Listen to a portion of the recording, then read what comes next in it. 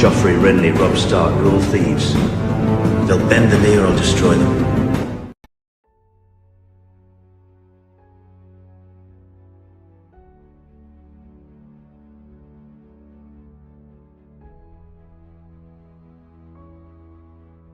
The king paced the room from side to side, muttering to himself in a worried rage. He eagerly awaited the arrival of his close friend Brandon Greystark, the only person he could trust with the information he had just received.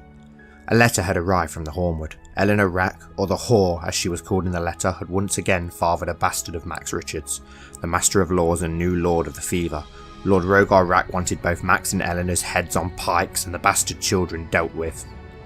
Ambrose wasn't in the business of harming the innocent, especially not children, yet something must be done before civil war broke out. Estienne and Max were both lifelong friends of the king, and having to choose between them tore him apart. He turned to the table, picked up a goblet of wine shaking and downed it in one, his mind racing. The door to the far side of the room burst open. Brandon Greystark entered, practically jogging to the king. "Ham!" he huffed, trying to catch his breath. "I wrote down as fast as I could. What's the matter?" Ambrose handed him the letter with a sigh and a shake of the head. The new Lord of Greyhold skimmed over the letter before looking back up at Ambrose, his eyes milky. "I dreamed about this. I hoped it wasn't true, but green dreams are never wrong. I saw a moof stuck in a mire, frothing at the mouth. It was trying to reach a keep." Brandon paused to look at the letter again. "What's the worst bit?" he asked. "Has Estienne tried to—" The words became stuck in his throat. He couldn't bear to even consider his gentle friend would commit murder. "We must act quickly and get Max, Eleanor and the children into custody in Sevensport before deciding what to do." Ambrose refilled his goblet, his hand shaking. He poured a second for his friend. Brandon nodded. "That should be our priority. First and foremost, sentencing can come later, and I don't want one of them to be a killing," he said. The door opened, and Damien Shycross hobbled in, clearly in pain. "My lord, you should take a seat," Ambrose said, worried. Mr. Sevenstar, the king's personal guard, pulled out a chair for the aging Lord Shycross. Damien nods sullenly and does as he is asked. He clutches to the wine goblet and drinks heavily. Ambrose passes the letter to Damien. "I'm sorry, my lord." He looks down at him solemnly. Damien looks at the letter and laughs bitterly. "So even in my last days, the gods continue to piss on my name. I think it's best you and your children come to Sevensport as my honoured guests until all this is sorted. Lord Rogar is not a man you want to cross. He wants blood, Shycross blood. I fear you would not be safe in Goldenfield." Damien nods. "I understand. It's a pity it had to end like this. Sir Lister, round up our best men and ride to the Fever. Bring Lord Richards to the capital." The king's young cousin nods and leaves the room in great haste. "Damien, has Eleanor written to you? Are she and the children safe?" Brandon asked. Lord Damien begins to clutch his walking staff until his knuckles turn white. "She has. She is hiding with the babe in a sept. Even Lord Rack wouldn't dare to desecrate sacred land." Brandon grimaced. "I doubt he will for long. He isn't known as the priest hater for nothing." The aging man turns to the king. "If only I had the same strength I had in my younger days, I would—" He is cut off by a flurry of coughs. "Brandon is right. We must not hesitate. An escort must be sent at once." Brandon rested a hand on the old lord's shoulder. "Making sure every party is alive and well is our top priority, Damien," he said gently. "Thank you for your counsel, my lord. Now we must wait until the accused are here." Several days later, Lord Richards and Lady Rack are brought before Ambrose and Brandon in the throne room of Sevensport. The two men turned away from the new arrivals. Brandon leaned in to whisper into Ambrose's ear. "You must be careful with this, Ambrose. You need to be both gentle and firm with your sentencing." Eleanor is sitting sadly but calmly. She looks consigned to her fate. Richards, meanwhile, is looking nervous and panicked. Brandon continued. "You can't be seen as soft, but I also won't abide you sentencing our friends to death." The king nods, torn inside. Whatever happens here, he would be losing a dear friend. The king turned back to the offending parties. Brandon took a step back behind him. He gave a grim nod to Max and Eleanor. Richards tries to speak. My king, Ambrose cut him off. He looked beyond the two as he spoke. "You are here accused of adultery for the second time, resulting in the birth of two bastards, a great disrespect to House Rack and the gods. Your alleged actions have brought great inner conflict to the realm. It is not for me to decide if you're guilty or innocent. A trial will be held to determine your innocence in the eyes of gods and men." The king stands, nods to the guards and leaves the room hastily, not so much as giving the accused a second look. The guards, led by Sir Lister, move in to take the two to their tower cells. The king turns at the doorway, looks back in disgust or maybe even pity. He shakes his head and leaves. Brandon follows after his friend hastily. "What was that, Ambrose?" he exclaimed. "I know this is impossibly hard for you, but you should have made a more decisive sentence. Send him to Eastwatch. A trial of 7 is too direct. Anything could go wrong now." A trial of 7, Brandon. 7 septons and scepters will hear their cases and then determine their innocence or guilt. Septons and scepters that can be bought. Northmen may have their honour, but your faith's church has a history of the opposite. Look at High Septon Roax. Those involved are of the 7, Brandon. It's the only way this can be handled correctly. It is out of my hands. Whatever I decide, I lose. And who decides they are of the 7, Ham? You are going to lose with whatever decision this affair would come to. You are a king. You must be prepared to shoulder this burden. There will be damage, but it is of you who handles it. At least you have some control over the damage that arises, Brandon exclaimed. I will make my decision once the trial is over, Brandon. It's the only way I can pass judgment without seeming to show favour to one side or the other. This is my final say on the matter. Brandon called after his friend as he disappeared down the hall. Involving the faith will only make matters worse. They have no sense of the politics at work. You should know already how they have treated the other followers of my faith. Imagine what they'll do to a Valerian. The king turns to face his friend, lowers his head and retires to his chambers, demanding not to be disturbed.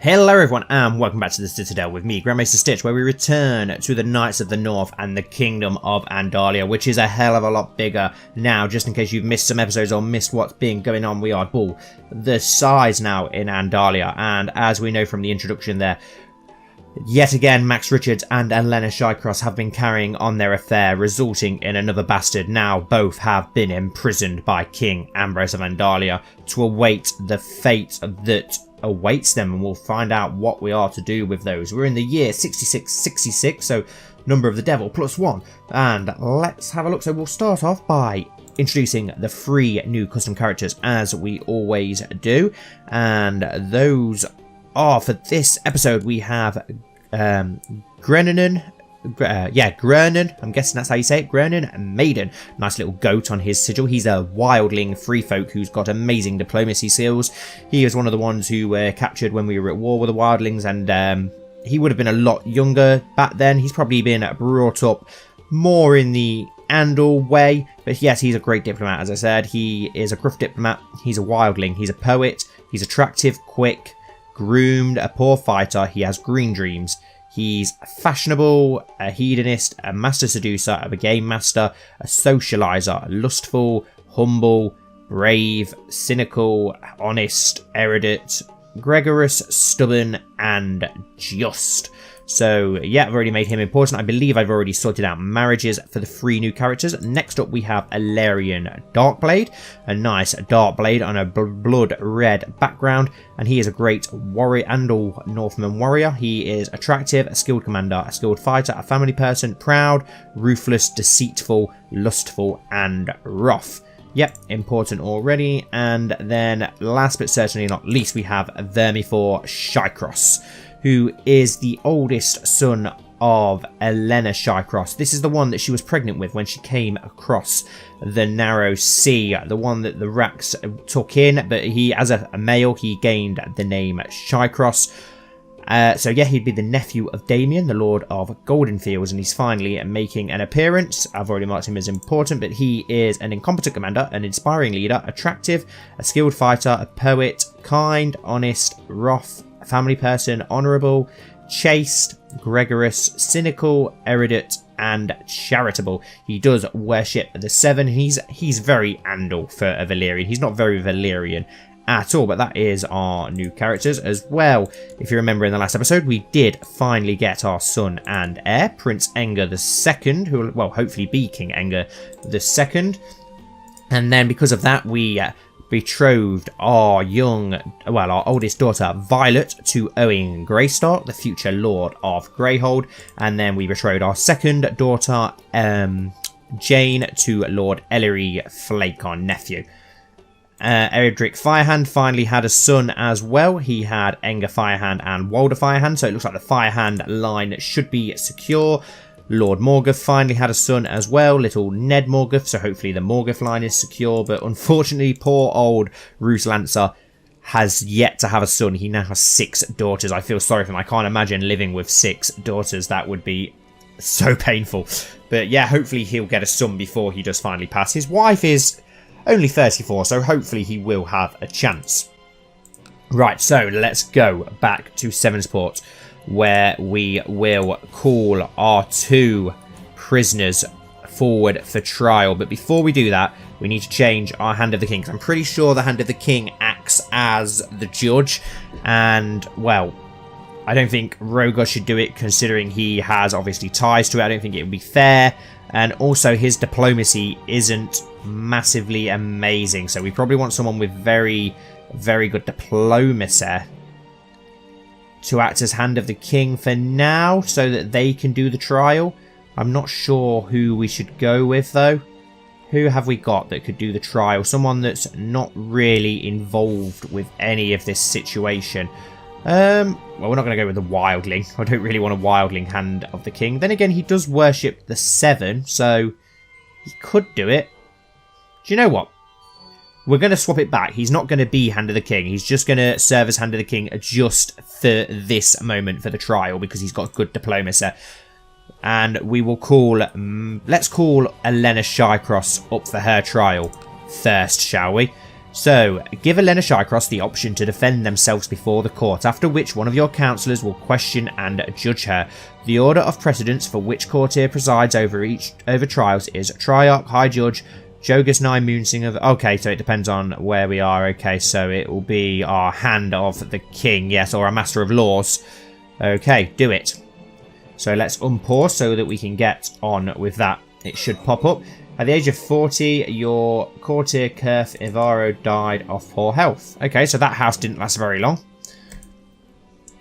which is a shame. Okay, Elena Shycross has demanded a trial before the court, which Grand Maiden shall oversee to ensure justice is served. At the start of the trial, she is formally accused of adultery, a charge brought forward by Sir Estienne Rack. Elena begins to present her defence, and some decent arguments were made. Many in the court seem to sympathise with her, so it looks like she's turning on the waterworks yet again to try and get out of her bad doings. Strutting back and forth, Grennan masterfully questioned the accused, using every superlative available in the common tongue. He captivated the court, ripping through the accused's defence and showing them to be a liar. He made a strong case. A verdict has been reached. Grennan proclaims, for the crime of adultery, I find Elena Shycross guilty. I will have her head on a spike. She dies. She will serve the maiden for the rest of her days, gains the silent sister. She will walk through the streets naked, then back to her cell and be kept imprisoned. I will be the better person and release her. I think I'm not going to kill her. I think we'll send her to the Silent Sisters. She will serve the maiden for the rest of her days. Removing Sir Estienne Rack from the councillors angered those in your court who supported his membership. I don't... No. That's just because I've got rid of her. Estienne will still be our Master of Coin. Don't worry about that. I'll sort that out in a moment. My prisoner, Lord Max Richards, is complaining about his dark cell in the dungeon. Very well. I shall be merciful, as you are about to come for trial. So... here he is, Max Richards. It's your turn to be called before the court. Let's see if you can defend your honour. Blessings upon you and your house. I, Lord Ermine of Wolfswatch, accept your proposal for a non-aggression pact. Thank you very much, our friend. Very good to hear. We'll sort our council back out after the trial. Okay, King Ambrose the Unready has declared Riverland Belgrave of the Tor's host vassalization war on Hela of Belgrave. Okay. Lord Max Richards has demanded a trial before the court, with Grand Maiden shall oversee to ensure justice is served. At the start of the trial, he is formally accused of adultery, a charge brought by Sir Estienne Rack. Lord Max begins to present his defence, and some decent arguments were made. Many in the court seem to sympathise with him. Gurnan shall interrogate him. Staring back and forth, Gurnan masterfully questioned the accused, using every superlative available in the common tongue. He captivated the court, ripping through the accused's defence, showing them to be a liar. He made a strong case. A verdict has been reached. Gurnan proclaims the crime of adultery. I find Lord Max Richards guilty. I'll have his head on a spike. He will be gelded and sent to the wall. He will walk through the streets naked and back to his cell. I will be the better person. This is our friend, so this is really, really hard for Ambrose to do. This is one of his closest friends. So Callian Gullet, who's our new friend. Then we have Lord Ermine. Then he's got Kristen of the Coastlands. So Estienne Rack, Max, and Lord Brandon. So this is going to be very hard for him to do. I think, though, we'll have him gelded and sent to the wall. Max Richards will be sent to the Night's Watch to take the vows of a Black Brother. And there we go, the trials are over. So that now means that his son, Lord Wilbert of the Fever, is now Lord of the Fever, and he has his... Oh no, that's his rival, so he's rivals with Jonas. Okay, but he does have his siblings. His heir will be Damon Richards, his young brother. And I believe we were his educator, so that could be a little bit awkward. So, if we go on that now, our relations, is Max Richards still our friend? Yeah, he's still our friend, even though we've sent him to the Night's Watch. And he is also now a eunuch. Sorry, Max, I do apologise, but it's what the court brought forward. I wonder what happened to... Yep, his wife is now gone, so Estienne is free to marry once more. And Elena Shycross, Esossi Valerian, is now a silent sister. Whereabouts is she then? Okay, so she's still in the north. She is at the Sept of the Broken Branch's Mouth in Maidensgate. Okay, so she's a silent sister under Eustace Sevenstar of the Blue Stars. Okay, so she gets to stay in the north as a silent sister. Pretty interesting to see what will happen now. Right, so we need to now sort our court back out positions.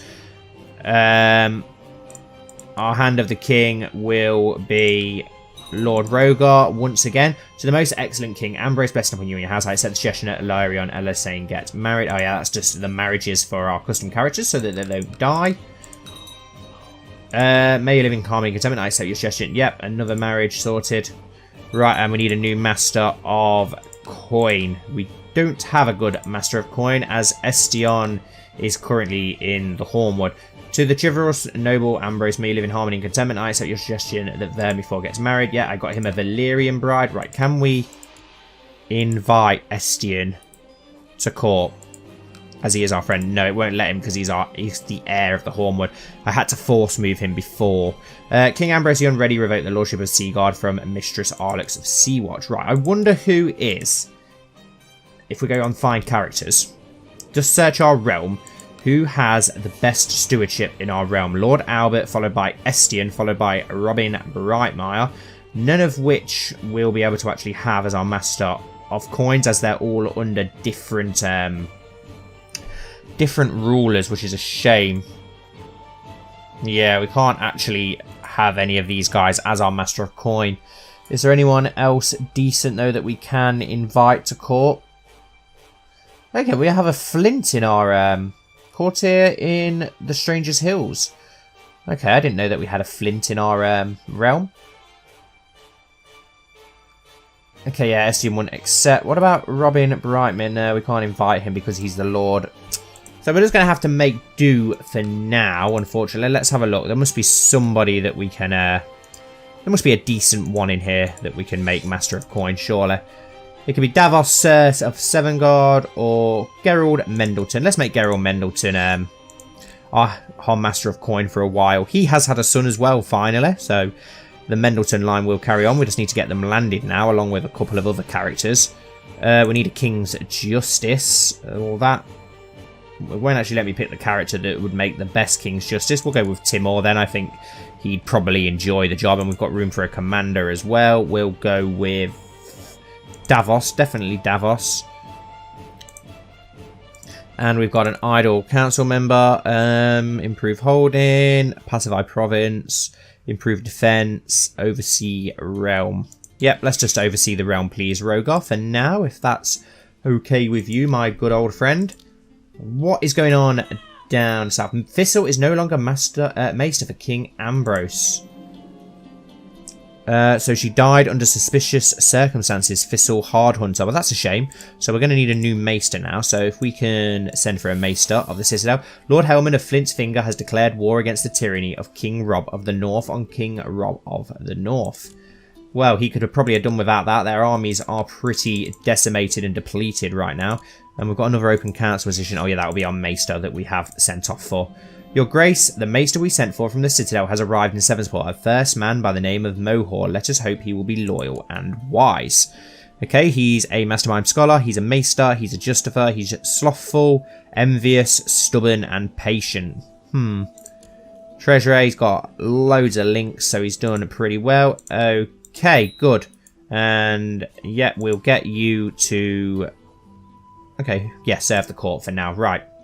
In the Vale, something that I wanted to show you is the fact that she has finally had a son. So we finally have a young Arryn boy. So maybe the Arryns won't go extinct after all. Lord Byron, but he is the last male Arryn, the only male Arryn, so it'll be interesting to see how things go there. Fate smiles upon me, my wife Rennie is pregnant. Excellent news. Hopefully we get a second son. It'd be great if we could. I've already got the name lined up, and we have way too many princesses at the moment, and it looks like the Starks could lose their war.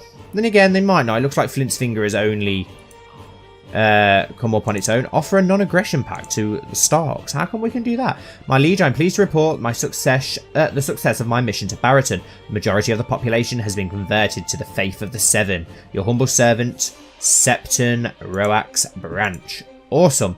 So if we go on religion, there we go. Faith of the Seven is now spread over all our lands but the Fever. So we will get you to now go to the Fever and spread the Faith of the Seven. Well, apart from in the Northern lands, but we'll leave those for now. We'll let those sort themselves out. They're very...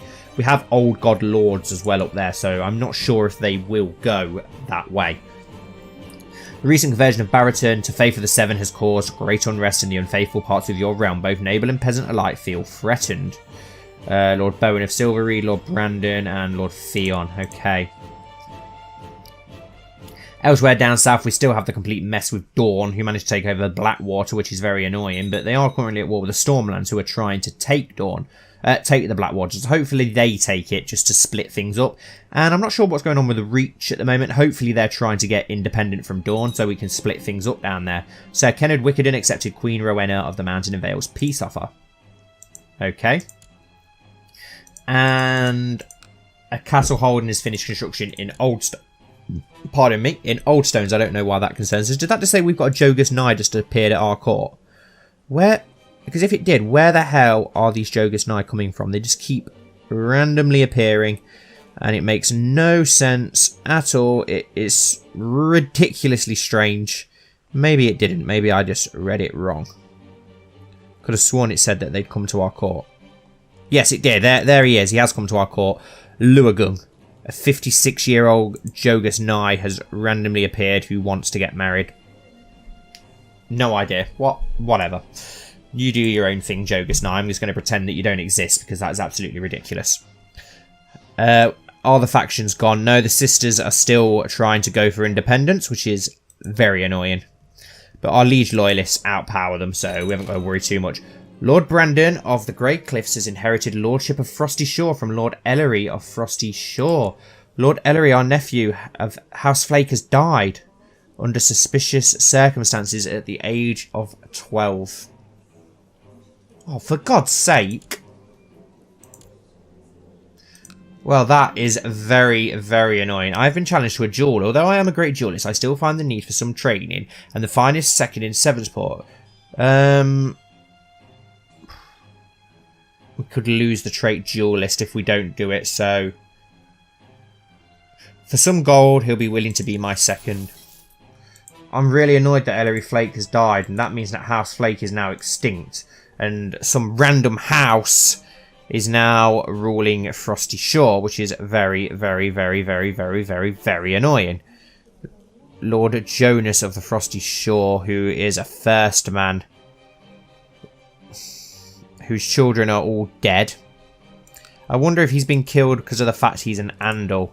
That makes me worry about the Andal lords in the Stranger's Hills now. Will they be killed as well because of that?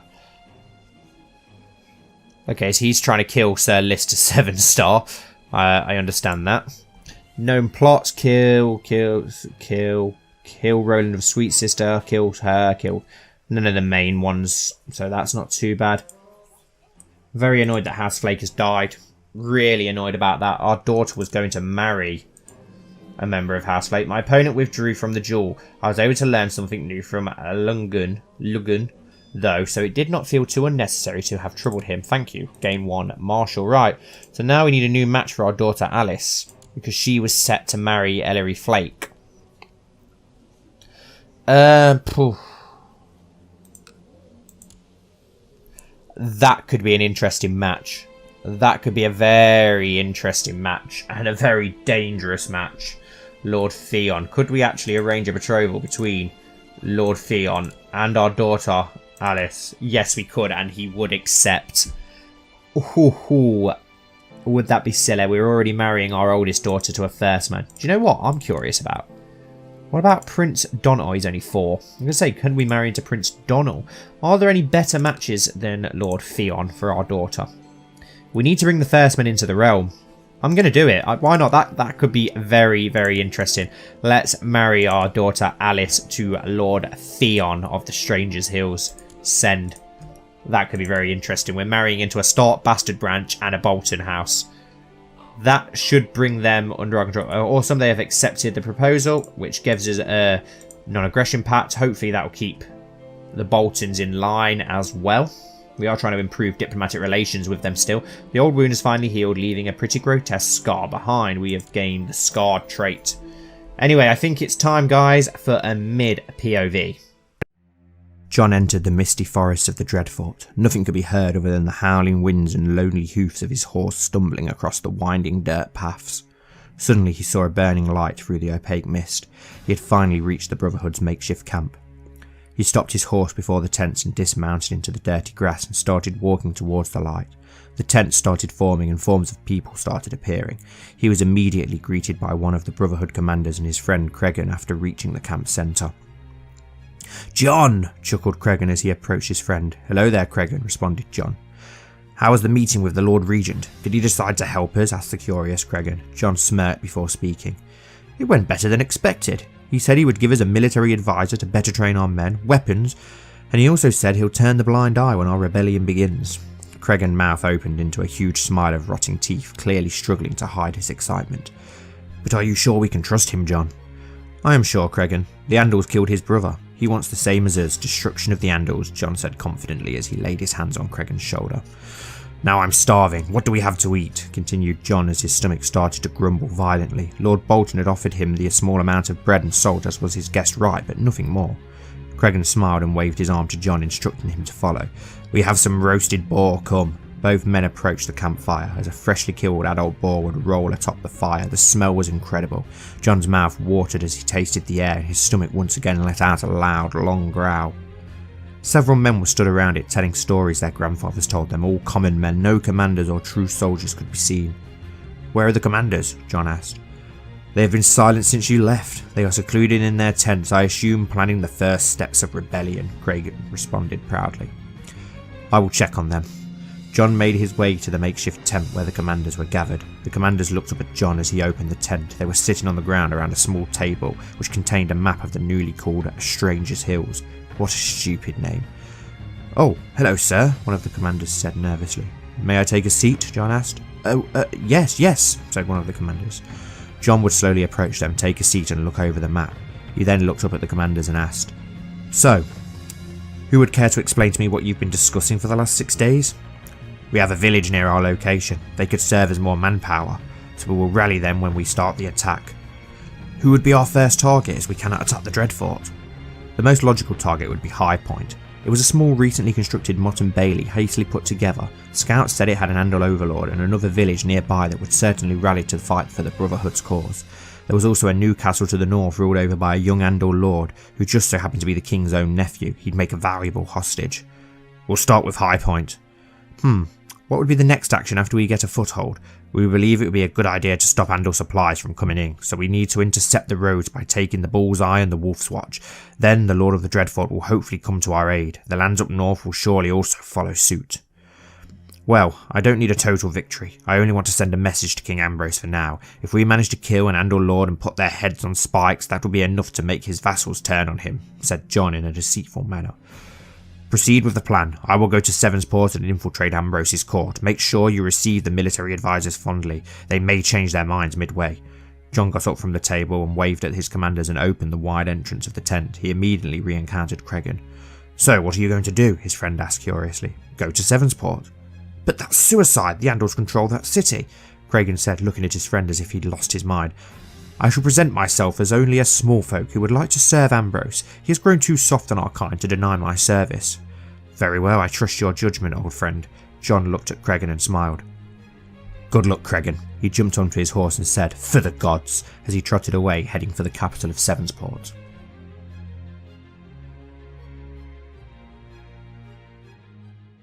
Okay, so we're back. I was just looking at poor old Ellery Flake. I'm absolutely gutted that he's died. I don't know if there's any way that we could bring House Flake back.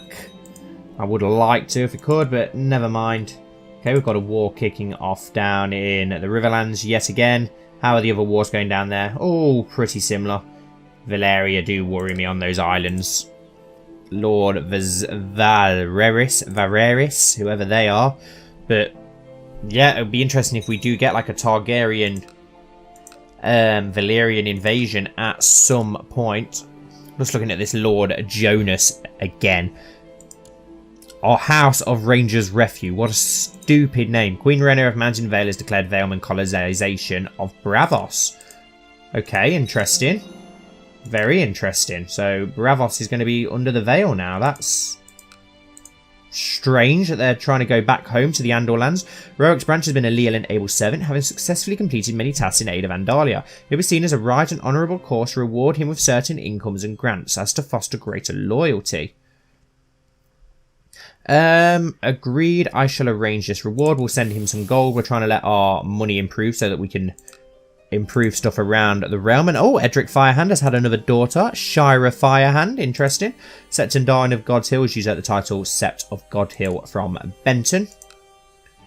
Silver Spear. How is young Dywin of Silver Eye doing? Yeah, pretty good. Checking in on all our lords. It has occurred to me that my wife is feeling somewhat gloomy as of late. The burden of her unborn child is surely causing some hormonal imbalance that is affecting her mood. I will buy her something nice. And I can't wait to see what our next child is. Oh, Carlin of the Northman Liberation Revolt has declared liberation of the Strangers' Hills on King Ambrose of Andalia. Interesting. Carlin of Rangers Refuge. Okay. So we have a revolt. How many men has he got? That is a lot of men. 20,000 men. How big is our army? 22,000. Right. Let's call up our own men then and see what we've got to deal with. Let's gather everybody in the Black Sheep Hills down south. And then we have the Dreadfort army, which will march up to Greyhold to go with the Greystark army. And we'll see how many men that we've got and how we're going to bring this rebellion down. Right, they're about to get attacked. They're not going to be able to get away. Pause. I'm going to disband the Hornwood army for now then, so that they don't get slaughtered. Whilst we get the rest of our army together in Sevensport. Do we have enough ships here to bring over the men? Oh my god, yeah, more than enough to bring over the sister men. 1,000 men. Every man makes the difference. I'm glad that they've been foolish enough to split their revolt into two halves. At the age of 18, your subject, Raya Bolton, was killed by rabble. Okay, interesting. Lord Robin of High Point. Oh, he was married to a Bolton. No, he wasn't. Okay, I don't get it. Siege of Whitewood. Okay, so we're losing some sieges. Rebels killed Mariah after taking Whitewood in Whitewood. Who's Mariah? No idea who you are. Rebels killed Rhea. Rebels killed Eon. Rebels killed Maynard. Okay, so the rebels are killing a lot of people. All normal courtiers though. But this is worrying. At the age of 5, your subject, Eusen Brightmire, was killed under rabble. Oh no. And so was his sister. Rebels killed Darren Brightmire after taking High Point. Rebels killed Melissa. Okay, so all the Brightmire family were killed by the rebels, other than Lord Robin himself. That is absolutely disgusting. All his wife and 2 sons were murdered. His wife, son, and daughter, sorry, were murdered. That's disgusting. Right. Well, we better get the army together then and go and stop this from getting any worse than it already is. We'll have Damien, Lister, and Owen in control of this 10,000 men while we wait for the other men to arrive. Siege of Overton. Rebels killed Ellery after taking Overton. They killed Arthur and Margaret. Oh shit, is Jonas still alive? Yes, Lord Jonas Hooton is still alive. Damn it, these rebels are vicious. Absolutely vicious. Right. Let's march onto it. Let's march the army onto them. We've got enough men now that we can bring them down. And we'll take the ships round to Greyhold to pick up the other army. So pick up the rest of the armour so that we can drop them off to join in. Right. Let's march on the Hornwood before he gets there and slaughters all the Hornwood family, all the Rack family. We do not want that. Betrothed can marry. Okay, a daughter was born to King Ambrose of Vandalia and Queen Rennie of Vandalia named Amena. I'm not sure if I like that name. Let's look for a different name.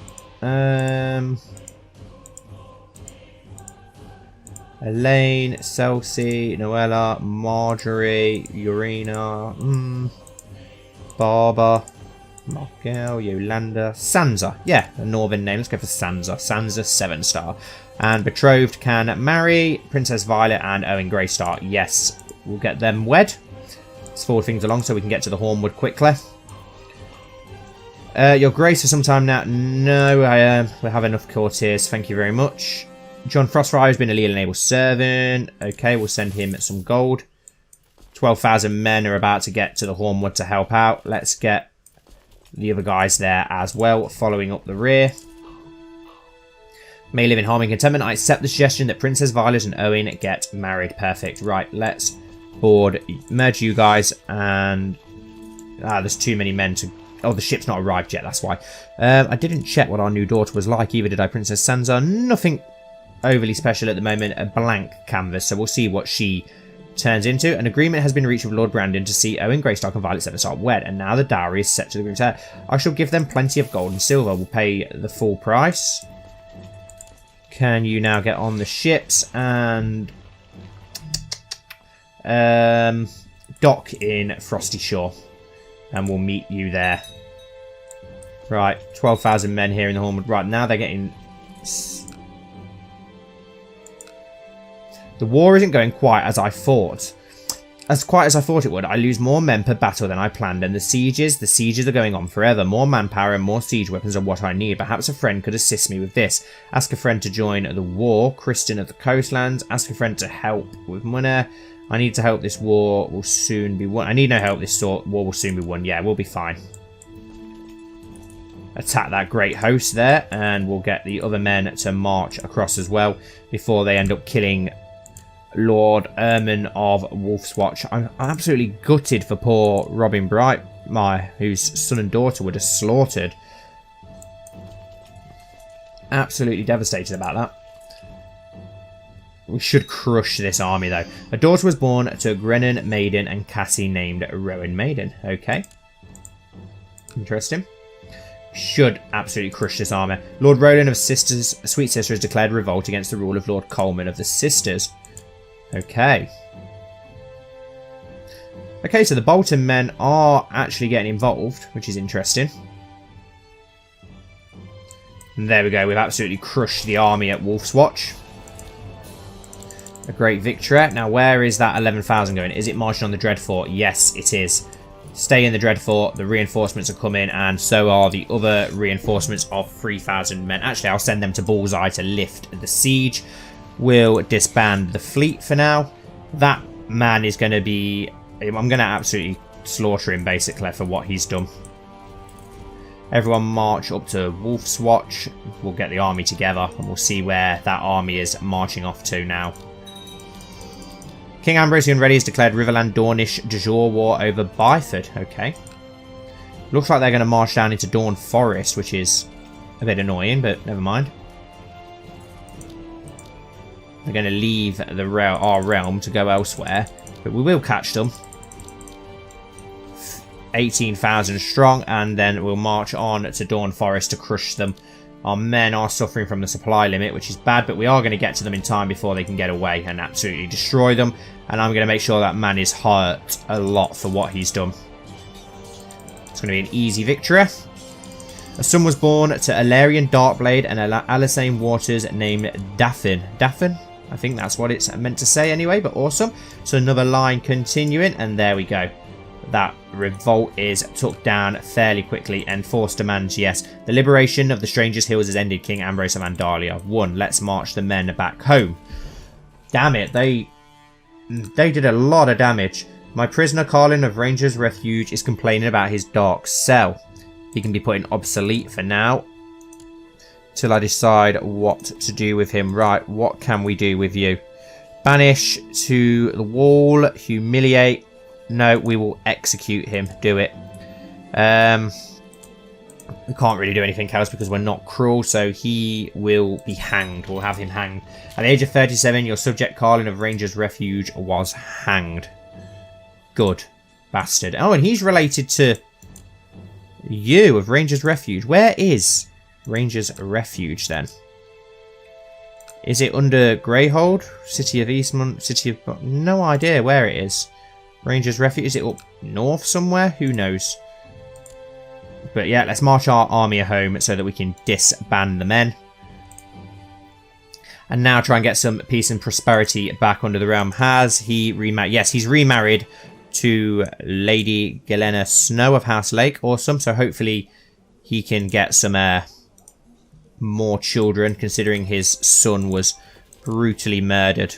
The dwarf as well. I loved that character.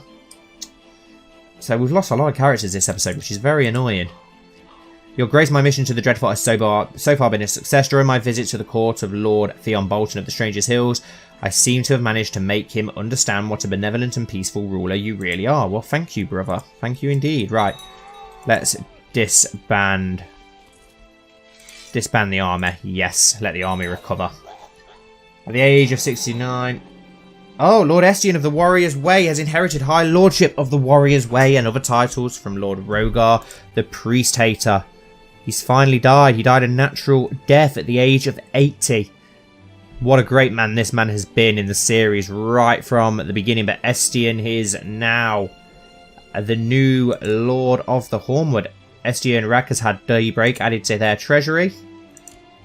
Oh, that's such a shame that he's died, but he made it to 80. That is very impressive. I've rarely had characters live that long, so it's very impressive.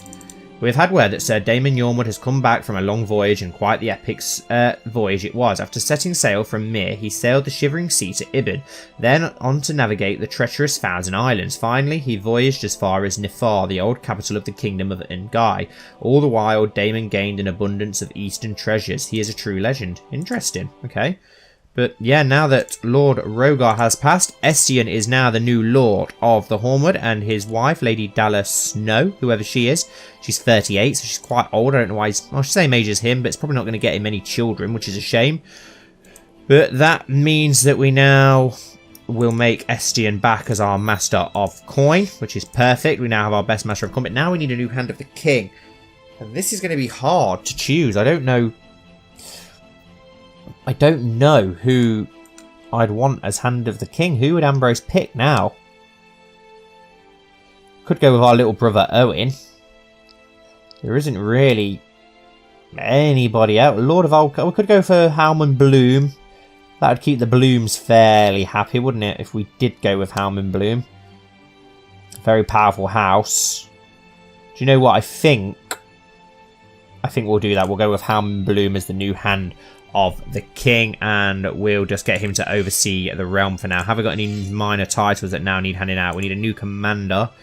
We'll go with Bowen, Lord of Silverreed, as he's pretty decent, to be fair. And I think that's all that we need sorting out. Yeah, everything else is as it should be. So another great famous character of the Knights of the North has passed again. They're dropping like flies in this episode. I'm a little bit worried. I'm actually... We've lost House Flake. We've lost Rogar, the Priest Hater. Poor Brightmere had his whole family slaughtered. The people from the Castle of Bullseye were slaughtered as well, even though they were Thirst Men. So, yeah. Ned Morgoth has had the Passage of the Dead added to their treasury. Oh god, and look, it carries on. This episode is cursed. Lord Ned of the Warrior's Watch has inherited Lordship of Warrior's Watch from Lord Albert of Warrior's Watch. Lord Albert has died of pneumonia at the age of 60. Another great character of the original members of Engor's court has passed, and little Ned Morgoth at the age of 3 is now the new Lord of Warrior's Watch. I feel like I should end this episode soon before any more characters die, because they're just dropping like flies. That's the point. Has Lancer had any more children yet? No, he's still only got the 6 daughters. Okay, Alice Sevenstar, our niece, is lacking an education folk. Wow, very good Marshall. Very good learning. Let's go with Marshall. Why not? Be interesting. And how is our young son coming along? 2 now, got 1 learning and 1 diplomacy. King Ambrose, I hereby invite you to participate in the tourney at Old Castle. No, we won't bother attending it for now. We've got enough devastating things that are going on at the moment. We're losing a lot of major important characters. At the age of 24, your bodyguard, Furin Greyhammer, died under suspicious circumstances. Right, I'm really worried about how many people are suddenly dying under suspicious circumstances. And I'm a little bit worried that it has something to do with our Master of Whisperers, John Frostfire. Because since we had him come to our court, we're getting a lot of people dying under suspicious circumstances. And he does scare me a lot. Let's have a look if there's any known plots that we know about. And trying to kill Lister. Could ask him to end that plot. Wonder if he would. We'll ask him. Just because Lister is our bodyguard. As long as none of the others are main people who are trying to get... Okay, replace Lord Roose Lancer as Justifer. She would make a better Justifer. Okay, oh, in your own lands. Okay. Yeah, whatever. Estien's obviously picked him as his Master of Laws. I think we'll end this episode here, though, guys. Thank you all so much for watching. As always, please don't forget to like and subscribe. A lot has happened in this episode. We had another daughter. We had a great revolt that happened due to the First Men, where lots of people were slaughtered like animals, which was very barbaric. That's the First Men for you, I suppose. You can see why the Andals now hate them. We have Lord Jonas of the Frosty Shore after House Flake died out, which I'm devastated about. I'm tempted to change these to House Flake. What else has happened? Lord Rogar Rek died at the age of 80. And Lord Albert Morgoth has also died. We had the trial at the beginning of the episode where Max Richard was castrated and sent to the wall, and Elena was forced to join the Silent Sisters. But until next time, that's it. I look forward to seeing you all very soon. The royal host made its way along the winding roads of the Stranger's Hills towards High Point, the new seat and castle of House Brightmire. They just stopped off at the Dreadfort to regroup and resupply, as well as check in on the king's new vassal. They had just won a great victory in the Bullseye. The new Andal town at its base had been sacked, its small folk robbed, raped and butchered.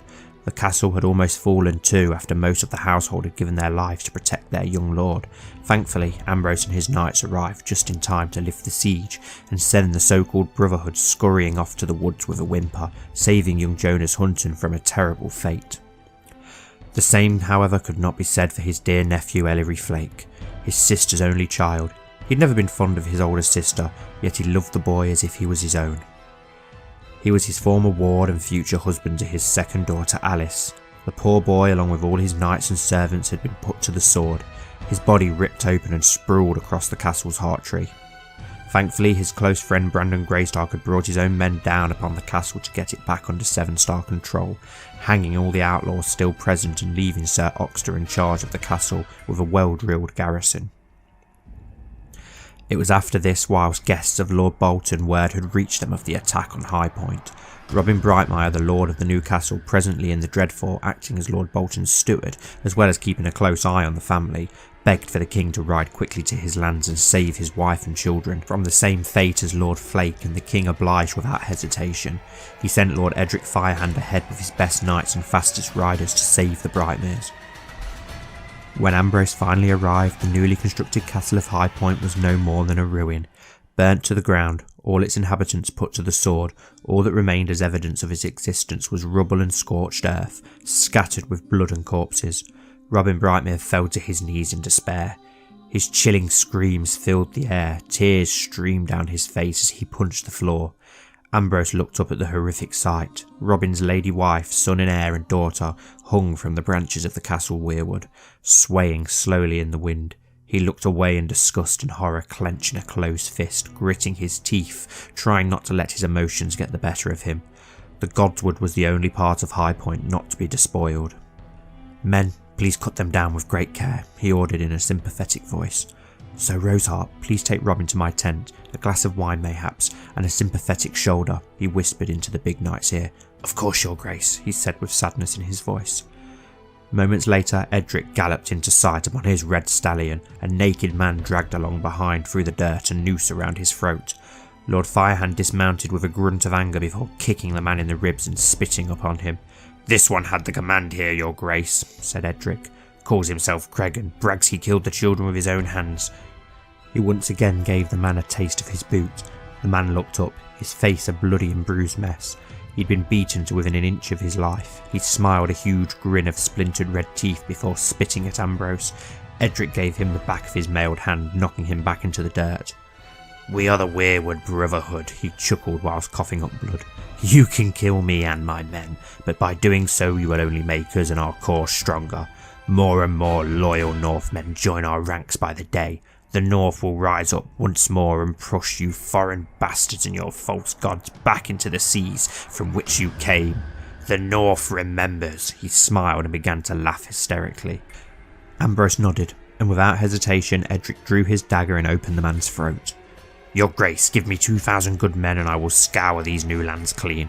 I'll root out every member of this so-called order and send them to the stranger. I beg you, let me purge Andalia of their kind in your name," he pleaded.